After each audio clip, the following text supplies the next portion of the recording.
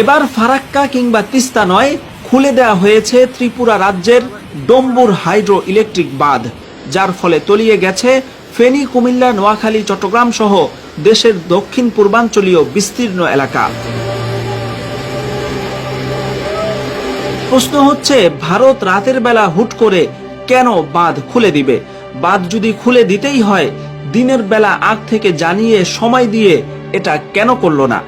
অনুসন্ধানে জানা গেছে, ত্রিপুরার ডম্বুর বাঁধ সর্বশেষ খোলা হয়েছিল ৩১ বছর আগে ১৯৯৩ সালে। এরপর গত কয়েকদিন ত্রিপুরায় ভারী বর্ষণে যখন বন্যা পরিস্থিতির আশঙ্কা দেখা দিল, তখন বলা নেই কওয়া নেই, গত রাতে বাংলাদেশের মানুষ যখন গভীর ঘুমে আচ্ছন্ন, সেই মুহূর্তে হুট করে বাঁধ খুলে দিয়ে এদেশের বিস্তীর্ণ এলাকা পানিতে ডুবিয়ে ফেলল ভারত, যারা আবার নিজেদেরকে বাংলাদেশের বন্ধু রাষ্ট্র দাবি করে।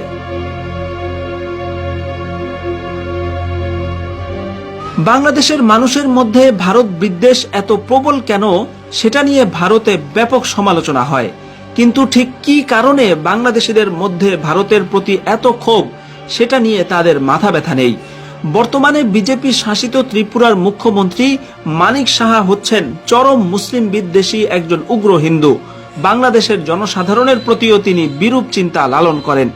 যেই শেখ হাসিনা এদেশে এতগুলো মানুষকে হত্যা করেছে, তাকে সর্বপ্রথম ভারতের ত্রিপুরাতেই আশ্রয় দেওয়া হয়েছিল। ত্রিপুরা থেকে আসা সাম্প্রতিক বন্যায় বৃহত্তর ফেনী, নোয়াখালী, কুমিল্লা অঞ্চলে ভয়াবহ মানবিক বিপর্যয় দেখা দিয়েছে। এ অঞ্চলে নৌকা এবং স্পিডবোটের চলাচল কম বিধায় উদ্ধার কাজেও ব্যাপক প্রতিবন্ধকতা তৈরি হয়েছে। শেষ খবর পাওয়া পর্যন্ত ফেনী ও নোয়াখালীর বিভিন্ন এলাকায় লক্ষ লক্ষ মানুষ পানিবন্দী হয়ে পড়েছেন। বড় আয়োজন ছাড়া যাদেরকে উদ্ধার করা প্রায় অসম্ভব হয়ে পড়েছে। আকস্মিক বন্যায় তলিয়ে গেছে রাস্তাঘাট, বাড়িঘর সহ প্রায় সমস্ত কিছু।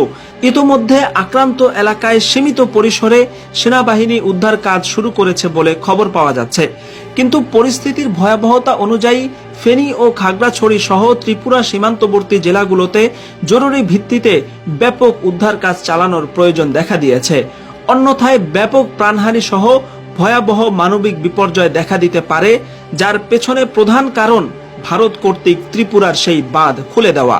কাজেই এখন ভারতের ব্যাপারে বাংলাদেশের সিদ্ধান্ত নেওয়ার সময় হয়েছে। যুগের পর যুগ ধরে এ ধরনের খামখেয়ালি চলতে পারে না।